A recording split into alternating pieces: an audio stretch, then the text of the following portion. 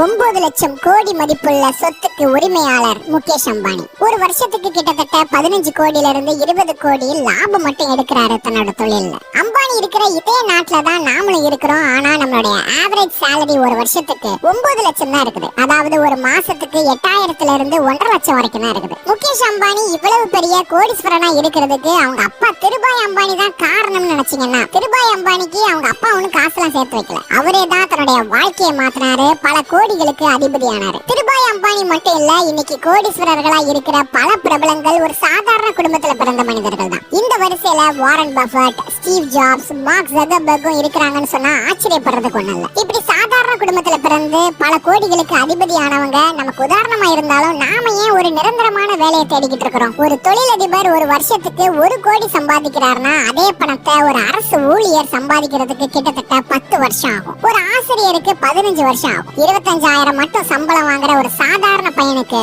30 வருஷத்துக்கு மேல ஆகும். இதை எதுக்கு இவ்வளவு நேரம் சொல்றேன்னா, டைம் ஈக்குவல்ஸ் மணின்றதை நீங்க மறந்துடவே கூடாது.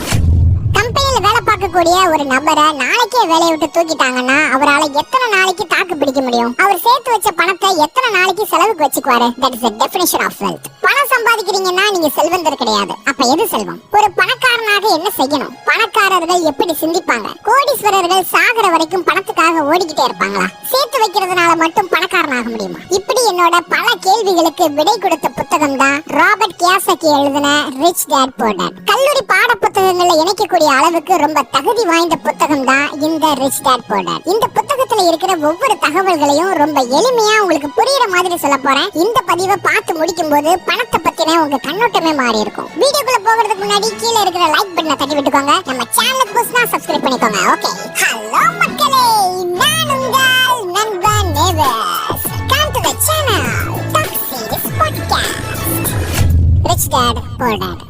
2 அப்பாக்களோட கதை தான் இந்த புத்தகம். பல பட்டங்கள், பல சர்டிபிகேட் வச்சிருக்கிற ஒரு ஏழை அப்பா. இந்த பக்கம் ஹை ஸ்கூல் கூட தாண்டாத ஒரு பணக்கார அப்பா. ஒருத்தர் பணத்தை பத்தின தவறான புரிதலோட கடனாளியா வாழ்றாரு. இன்னொருத்தர் தன்னுடைய பேங்க்ல இருக்கிற பணம் காணாம போனா கூட எனக்கு கவலை இல்லைன்னு சந்தோஷமா இருக்கிறாரு. பணக்கார அப்பா செல்வத்தை எப்படி சேர்க்கிறது, பணத்தை எப்படி கையாள்றது, அந்த பணத்தால நமக்கு கிடைக்கக்கூடிய சுதந்திரம் என்னன்றத 2 பசங்களுக்கு சொல்றதுதான் இந்த புத்தகத்துல இருக்க போகுது. ஒரு சின்ன டிஸ்க்ளைமர், இந்த பதிவுல நிறைய முரண்பாடான கருத்துக்கள் உங்களுக்கு தோணலாம். நான் சொல்ல போற ஒவ்வொரு தகவல்களும் இந்த புத்தகத்துல சொன்னதுதான். உங்களுக்கு ஏத்துக்கிற மாதிரி இருந்துச்சுன்னா எடுத்துக்கோங்க, இல்லைன்னா தட்டி விடுங்க. இந்த பதிவை பார்த்து முடிச்சதுக்கு அப்புறம் கூட என்னால பணக்காரன் ஆகவே முடியாது அப்படின்னு நினைச்சீங்கன்னா நீங்க நினைக்கிறது தான் நிஜமா. Lesson 1. The rich don't work for money. ஏழைகளும் நடுத்தர மக்களும் பணத்திற்காக வேலை செய்வார்கள். பணக்காரர்களுக்கு பணம் வேலை செய்து கொடுக்கும். இந்த புத்தகத்தை எழுதின ஆத்தர் ராபர்ட் கியோசாகி 9 வயசு பையனா இருக்கும்போது அவருக்கு ஒரு நண்பன் இருந்தான். அவனோட பேரு மைக். மைக் வேற யாரும் இல்ல, இந்த பணக்கார அப்பாவோட பையன். ராபர்ட்டும் மைக்கோட வீட்டுக்கு போகும்போது அந்த பணக்கார தந்தைய பார்த்த உடனே ராபர்ட் ஒரு கேள்வி கேட்கிறாரு, பணத்தை எப்படி சம்பாதிக்கிறது? ராபர்ட்டுக்கு இந்த கேள்வி வந்த காரணம், அந்த பணக்கார தந்தையுடைய கம்பெனில தான் வேலை பார்த்துக்கிட்டு இருந்தான் ராபர்ட். ஒரு வாரத்துக்கு வெறும் 10 சென்ட் சம்பளத்துக்காக கஷ்டப்பட்டு வேலை பார்த்தான். ராபர்ட்டுக்கு இருந்த 2 கேள்வி, இந்த 10 சென்ட்டுக்காக இவ்வளவு கஷ்டப்பட்டு நான் வேலை பார்க்கணுமா?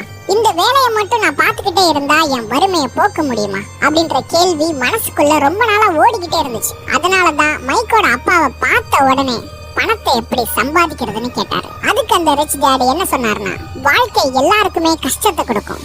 பல பேர் கைவிட்டுருவாங்க, சில பேர் சண்டை செய்வாங்க, வெகு சில பேர் மட்டும்தான் பாடத்தை கத்துக்குவாங்க, கடந்து போவாங்க. இந்த வெகு சில பேர்ல பெரும்பாலும் மக்கள் பண பற்றாக்குறையினால தங்களுடைய வேலையை விடுவாங்க. புதுசா ஒரு விஷயத்தை கத்துக்க கூடிய வாய்ப்பை தான் செல்வமா நினைப்பாங்க. நல்லா யோசிச்சு பாத்துருக்கீங்களா? நம்ம கூட சில பேர் இருப்பாங்க, அவங்களுக்கு புதுசா ஒரு விஷயத்தை கத்துக்கணும்னு ஆசை இருக்கும், ஆர்வமும் இருக்கும். அதை கத்துக்கிட்டா அவங்க வருமானமும் கூடும். ஆனா நேரம் இல்லைன்னு சொல்லி அதை தட்டி கழிச்சுட்டே இருப்பாங்க. தட்டி கழிக்கிறது மட்டும் இல்லாம வாழ்க்கையில எந்த மாற்றமும் இல்லாம ஒரே இடத்துல இருப்பாங்க. எப்ப கேட்டாலும் அடுத்த மாசத்துல இருந்து இதை ஆரம்பிக்கணும் அப்படின்னு மட்டும்தான் சொல்லுவாங்க. நீ ஒரு பணக்காரன் ஆகணும்னா முதல்ல பணக்கார பணக்காரர்களை போல சிந்திக்க பழகணும். நம்மள மாட்ட வைக்கக்கூடிய பொறி எது தெரியுமா? நம்ம எவ்வளவுதான் கஷ்டப்பட்டு உழைச்சாலும் உழைப்புக்கு ஏத்த ஊதியம் கிடைக்காம நாம இன்னும் கஷ்டப்பட்டு உழைச்சாதான் பணம் சம்பாதிக்க முடியும்ன்ற பிம்பத்தை உருவாக்குறது. ஜாப் செக்யூரிட்டின்ற பெயர்ல நிரந்தரமே இல்லாத வாழ்க்கையில நிரந்தரமான வேலையை தேட வைக்கிறது. வருஷத்துல 3 வார வெக்கேஷன், 60 வயசுக்கு மேல பென்ஷன், இதெல்லாம் உங்களுக்கு சிக்க வைக்கக்கூடிய பொறின்னு சொன்னா இங்க பல பேருக்கு கோபம் தான் வரும். நாம நடுத்தரத்திலேயே இருக்கிறதுக்கு காரணம் இந்த பயமும் பேராசையும் தான். இந்த பணம் இல்லைன்னா நாளைக்கு நாம என்ன ஆக போறோம் அப்படின்ற பயத்துல கஷ்டப்பட்டு உழைக்கிறோம். கொஞ்சம் நிறைய சம்பாதிக்க ஆரம்பிச்ச உடனே நமக்கு எதெல்லாம் பேராசையா இருக்குதோ அதெல்லாம் வாங்கி குவிக்கிறோம். அதனால மறுபடியும் நமக்கு பண பற்றாக்குறை வருது. இந்த செலவுக்காகவே நம்ம கஷ்டப்பட்டு உழைச்சுக்கிட்டே இருக்கிறோம். புது கார், புது பைக், புது ஷூஸ், புது போன், புது வீடு, இந்த மாதிரி நம்ம வரவுக்கு ஏத்த மாதிரி நம்ம செலவுகளை அதிகப்படுத்திக்கிட்டே இருக்கிறோம். இத மறுபடியும் பண்றதுனாலதான் இத ராட் ரேஸ்னு சொல்றாங்கன்னு சொல்றாரு ரிச் டாட். இந்த பசங்களோட 9 to 5 ஜாப் மென்டாலிட்டியை உடைக்கிறதுக்காக உங்களுக்கு இனிமே வாரம் நான் தரப்போற 10 சென்ட் உங்களுக்கு கிடையவே கிடையாது. அதுக்கு பதிலா நீங்க என்கிட்ட பணக்காரனாக கூடிய பாடங்களை கத்துக்கலாம்னு சொல்றாரு. இதுக்கு ராபர்ட்டும் மைக்கும் ஒத்துக்கிறாங்க.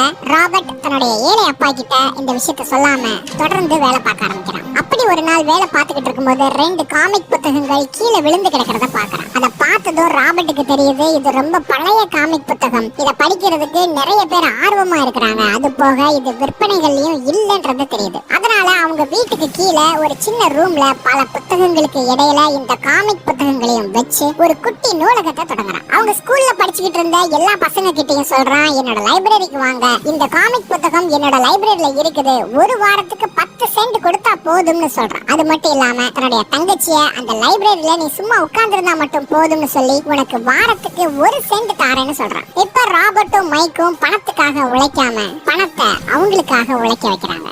Key lessons. வேலைக்கு போய் சம்பாதிக்கிறது ஒரு தற்காலிக தீர்வா இருக்கலாம். அதிகமா சம்பாதிக்கிறீங்கன்னா உங்க செலவுகளையும் அதிகப்படுத்துவீங்க. அது மனித இயல்புதான். பயமும் பேராசையும் தான் நம்ம ஆட்டி படைக்குது. ஒரு தடவை இந்த எலி பொறியில மாட்டிக்கிட்டீங்கன்னா வெளியே வர்றது கஷ்டமான விஷயம் தான். ஆனா முடியாதுன்னு இல்ல. Lesson 2. Why teach financial literacy? நீங்கள் எவ்வளவு வருமானத்தை ஈட்டுகிறீர்கள் என்பது இங்கு முக்கியமில்லை. எவ்வளவு உங்களிடம் வைத்திருக்கிறீர்கள் என்பதுதான் இங்கு முக்கியம். நிறைய மதிப்பெண்கள் எடுத்தீங்கன்னா பணக்காரன் ஆகலான்றது முட்டாள்தனம். படிப்பு எந்த வகையிலயும் முக்கியம் இல்ல அப்படின்ற மாதிரி தான் இந்த ஆத்தர் சொல்றாரு. ஆனா என்னைய கேட்டா நம்ம மக்கள் எல்லாருக்குமே கல்வி அவசியமான ஒண்ணு. கல்வி இல்லாம ஜெயிச்சவங்க 10 பேர் இருக்கலாம். கல்வியினால ஜெயிச்சவங்க 1000 பேர் இருக்காங்க. கல்வி ஒரு அடிப்படையான தேவை. ஆனா அது உங்களை பணக்காரன் ஆக்காதுன்றதையும் புரிஞ்சுக்கணும். நம்மளுடைய கல்வி முறை ஒரு தொழிலாளியை உருவாக்குறதுக்காக தான் படைக்கப்பட்டிருக்குதுன்னு சொல்றாரு. பணம் சம்பாதிக்கிறதுக்காக தான் படிக்கிறோம். ஆனா அந்த பணத்தை எப்படி கையாளணும், செல்வத்தை எப்படி அதிகப்படுத்தணும், சம்பாதிச்ச பணத்தை எப்படி காப்பாற்றணும், இந்த மாதிரி எதையுமே நம்ம பள்ளிக்கூடங்கள்லயும் கல்லூரிகளிலயும் சொல்லி தர மாட்டாங்க. இந்த ராட் ரேஸ்ல இருந்து தப்பிக்கணும்னா முதல்ல நீங்க அசெட்ஸ் அண்ட் லயபிலிட்டிஸ்க்கு வித்தியாசம் தெரிஞ்சுக்கணும். அசெட்ஸ் உங்களுக்கு வருமானத்தை கொண்டு வரும். லயபிலிட்டி உங்களுக்கு செலவை இழுத்து விடும். இப்ப இன்கம் ஸ்டேட்மெண்ட் பார்ப்போம். நீங்க செய்யக்கூடிய வேலைக்கு பணம் வருது, நீங்க செலவு பண்றதுனால உங்க பணம் வெளியே போகுது. அதுவே உங்க செலவுகளை கம்மி பண்ணிட்டு ஒரு அசெட்டை உருவாக்குனீங்கன்னா அது உங்களுக்கு வருமானத்தை கொண்டு வரும். ஆனா நம்மள முக்காவாசி பேர் அசெட்டை உருவாக்குறதுக்கு பதிலா செலவு பண்றதுல தான் குறியா இருப்பாங்க. அசெட்டோட கேஷ் ஃப்ளோ இப்படிதான் இருக்கும். இது லயபிலிட்டியோட கேஷ் ஃப்ளோ. பணக்காரர்கள் அசெட்டை உருவாக்குவாங்க. ஏழைகளும் நடுத்தர மக்களும் அசெட் நினைச்சு லயபிலிட்டி உருவாக்குவாங்க. புரியுற மாதிரி சொல்றதா இருந்தா நீங்க பெரிய வீடு கட்டி அதுக்கு 15-20 வருஷத்துக்கு கடனையும் கட்டி அதுல நீங்க வசிச்சீங்கன்னா அந்த வீட்ல இருந்து உங்களுக்கு எந்த வருமானமும் வரப்போறது இல்ல. அப்படின்னா அது லயபிலிட்டி. அதுவே மக்கள் நடமாடுற இடத்துலயோ இல்ல நல்ல வளர்ச்சி அடைஞ்ச இடத்துலயோ ஒரு காம்ப்ளெக்ஸை கட்டி வாடகைக்கு விட்டீங்கன்னா அது அசெட். அதுல இருந்து உங்களுக்கு வருமானம் வரும். உங்க தேவைக்காக ஒரு லக்ஸரியான காரை வாங்கி 15 வருஷத்துக்கு இஎம்ஐ கட்டி உங்களோட சொகுசுக்காக அந்த காரை யூஸ் பண்ணிக்கிட்டு இருந்தீங்கன்னா அதுல எந்த வருமானமும் வரப்போறது இல்ல. அப்படின்னா அது லயபிலிட்டி. அதுவே ஒரு எலக்ட்ரிக் காரை வாங்கி வாடகைக்கு விட்டு சம்பாதிச்சீங்கன்னா அது ஒரு அசெட். அதுல இருந்து வருமானம் வரும். இப்ப கேஷ் ஃப்ளோ பத்தி பார்ப்போம். ஏழை மக்களோட பண ஓட்டம் எப்படி இருக்கும்னா சம்பாதிப்பாங்க, அதை வாழ்வதற்காக மட்டும் செலவு பண்ணுவாங்க. Like rent, food, tax, transportation. இதுல என்ன ஒரு பரிதாபம்னா படிக்கிறதுக்கும் மருத்துவ செலவுக்கும் கூட பணத்தை அவங்களால ஒதுக்க முடியாது. ஒரு நடுத்தர மக்களோட பண ஓட்டம் இப்படிதான் இருக்கும். இவங்களும் அந்த ஏழை மாதிரி தான். என்ன கொஞ்சம் அதிகமா சம்பாதிப்பாங்க. ஏழை மக்கள் மாதிரியே இவங்களுக்கும் அதே செலவுகள் இருக்கும். அதோட சேர்த்து home loan, car loan, lot of EMIs, education loan, இத மாதிரி சொல்லிக்கிட்டே போகலாம். பணம் சம்பாதிக்கிறதே செலவு பண்றதுக்கு தானே. நான் எதுக்கு சேர்த்து வைக்கணும்? நான் ஆசைப்பட்ட பொருளை வாங்க முடியலன்னா இது என்ன வாழ்க்கை அப்படின்னு அப்படின்னு சொல்லி வாழ்க்கை முழுக்க உழைக்கணும், செலவு பண்ணணும். இததான் அவங்க ஸ்லோகனாவே வச்சிருப்பாங்க. நான் அப்ப சொன்ன மாதிரி தான், தனக்காக பெரிய வீடு வாங்குறதையும் தன்னுடைய சொகுசுக்காக பெரிய கார் வாங்குறதையும் சொத்துன்னு நினைச்சிட்டு இருப்பாங்க. அசெட்ஸ் எப்பவுமே நமக்கு வருமானத்தை ஈட்டு தரும். இன்னைக்கு ஒரு வீடு வாங்கி 15 வருஷம் கழிச்சு அந்த வீடை விக்கிறீங்கன்னா கண்டிப்பா நீங்க செலவு பண்ணதை விட கம்மியா தான் அந்த வீடை வித்தாகணும். ஆனா நிலத்துக்கு அப்படி கிடையாது. அது சொத்து தான், அதை வித்தாதான் எனக்கு காசு கிடைக்கும். அதே மாதிரி தான் சொகுசு கார்களும். பல லட்சம் கொடுத்து வாங்கின காரை அடுத்த வருஷமே வித்தாலும் நீங்க வாங்கின ரேட்டுக்கு கூட அதை விற்க முடியாது. அப்படி இருக்கும்போது அது எப்படி சொத்தாகும்? இதுதான் செல்வந்தர்களுடைய பண ஓட்டம். அவர்களுடைய வருமானம் அசெட்ஸ்ல இருந்து தான் வரும். பங்குச்சந்தையில இருந்து வாங்கின ஸ்டாக்ஸ்ல இருந்து டிவிடெண்ட் வரும். அவங்க வச்சிருந்த பில்டிங்ல இருந்து வாடகை வரும். கடன் பத்திரங்கள்ல இருந்து பெரிய வருமானம் வரும். அவங்க பண்ற தொழில இருந்து பெரிய வருமானம் வரும். ஏழைகள் எப்போதுமே லியாபிலிட்டிக்கு தான் முக்கியத்துவம் கொடுப்பாங்க. அதனால கால ஃபுல்லா உழைப்பாங்க. பணக்காரர்கள் எப்பவுமே அசெட்ஸ்க்கு தான் முக்கியத்துவம் கொடுப்பாங்க. மேலும் பணக்காரனாவாங்க. Get out of the rat race. நம்மள பல பேருக்கு வேலை செய்யறது தான் ரொம்ப பிடிச்சிருக்கும். அப்ப அவங்களால அசெட்ஸை உருவாக்கவே முடியாதா? அப்படியெல்லாம் ஒண்ணுமே இல்ல. இந்த ஆத்தர் சொல்றத எல்லாராலையும் செய்ய முடியும் தான். ஆனா எல்லாருடைய சூழ்நிலையும் ஒரே மாதிரி இருக்காது. நீங்க வேலை செய்யும் போதே இந்த ராட் ரேஸ்ல இருந்து உங்களால தப்பிக்க முடியும். உங்க லைபிலிட்டிஸை குறைச்சிக்கிட்டு, அதாவது உங்க செலவுகளை குறைச்சிக்கிட்டு, உங்க சொகுசுக்காக வாங்கின கடன்கள் இதை எல்லாத்தையும் குறைச்சிக்கிட்டு அந்த பணத்தை அசெட்ஸை பில்ட் பண்றதுக்காக பயன்படுத்துங்க. பணத்தை சேர்த்து வச்சு பங்கு சந்தையில போடுங்க. அந்த பங்கு சந்தையில இருந்து வரக்கூடிய டிவிடெண்டை மறுபடியும் முதலீடு பண்ணுங்க. ஹோம் லோன், கார் லோன் எதையும் வாங்காம அந்த பணத்தை உங்க தொழிலுக்காகவோ இல்ல உங்க மேலேயோ முதலீடு பண்ணுங்க. அந்த தொழில இருந்து வரக்கூடிய பணத்தை செலவு பண்ணாம ரியல் எஸ்டேட்ல முதலீடு பண்ணுங்க. உங்களுக்கு வாடகை வர்ற மாதிரி ஒரு அசெட்டை உருவாக்குங்க. இத பண்றதுக்கு 5 வருஷம் எடுத்துக்கிட்டாலும் பரவாயில்ல. ஆனா ராட் ரேஸ்ல இருந்தீங்கன்னா 25-30 வருஷத்துக்கு நீங்க வேலை பார்த்தே ஆகணும். கீ லெசன்ஸ்: பணத்தை சம்பாதிக்கிறத விட உங்ககிட்ட எவ்வளவு இருக்குதுன்றது தான் இங்க முக்கியம். உங்க வருமானத்தை அதிகப்படுத்தக்கூடிய அசெட்ஸுக்கும் உங்க செலவுகளை அதிகப்படுத்தக்கூடிய லயபிலிட்டிஸ்க்கும் வித்தியாசம் கண்டிப்பா உங்களுக்கு தெரியணும். பணக்காரர்கள் அசெட்ஸை பில்ட் பண்ணுவாங்க. ஏழைகளும் நடுத்தர மக்களும் அசெட்ஸ்னு நினைச்சு லயபிலிட்டியை பில்ட் பண்ணுவாங்க. Lesson 3: mind your own business.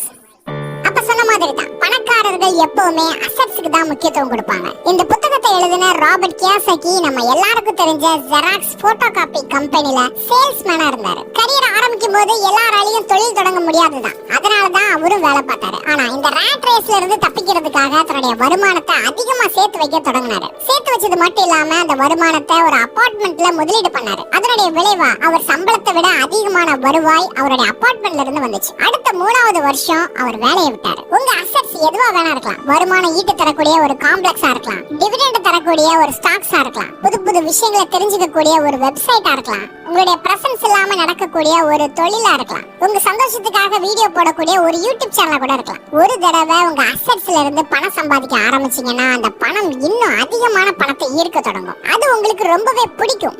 உங்களுக்கு பிடிச்ச விஷயங்களை செய்யலாம். சுதந்திரமா இருக்கலாம். உங்களுக்காக உழைக்கக்கூடிய ஒவ்வொரு அசெட்ஸும் ஒவ்வொரு தொழிலாளி மாதிரி. நீங்க ஒரு லக்ஸரியான கார்ல போகிறதுக்காக அவங்க உழைப்பாங்க. கீ லெசன்ஸ்: நடுத்தர மக்கள் பணம் சம்பாதிக்கிறதுக்காக வேலை தேடுவாங்க. பணக்கார மக்கள் பணம் சம்பாதிச்சு தர பணத்தை வச்சு மேலும் பணக்காரனாவாங்க. பணக்காரர்கள் தொழில் முனைவோர்களாக முயற்சிப்பாங்க. அந்த தொழிலுக்கு ஒரு சிஸ்டம் உருவாக்குவாங்க. அவங்களுடைய பிரசன்ஸ் இல்லைனாலும் அந்த தொழில் நடக்கிற மாதிரி பாத்துக்குவாங்க. இந்த பதிவு உங்களுக்கு ரொம்பவே யூஸ்ஃபுல்லா இருந்திருக்கும்னு நான் நம்புறேன். இந்த வீடியோவோட இது முடிய போறதில்ல. பார்ட் 2க்காக வெயிட் பண்ணுங்க. பணத்தை பத்தின உங்க கண்ணோட்டமே மாறும். ஓகே, சென்று வருகிறேன். நான் உங்கள் நண்பன் நேவர்.